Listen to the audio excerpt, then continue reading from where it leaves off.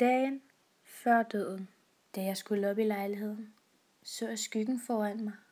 Jeg løb og løb, men kunne ikke se skyggens ansigt. Langsomt og forsigtigt listede jeg mig frem.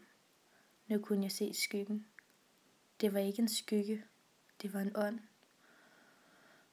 Ånden havde intet ansigt.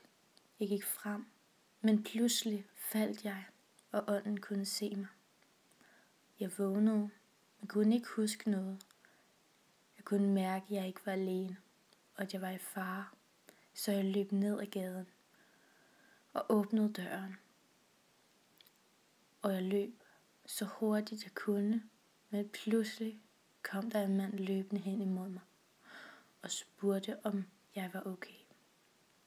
Jeg nikkede kort og løb videre. Havde jeg et sted, hvor jeg kunne gemme mig fra døden? Kunne jeg overleve, og hvorfor ville ånden have, at jeg skulle dø?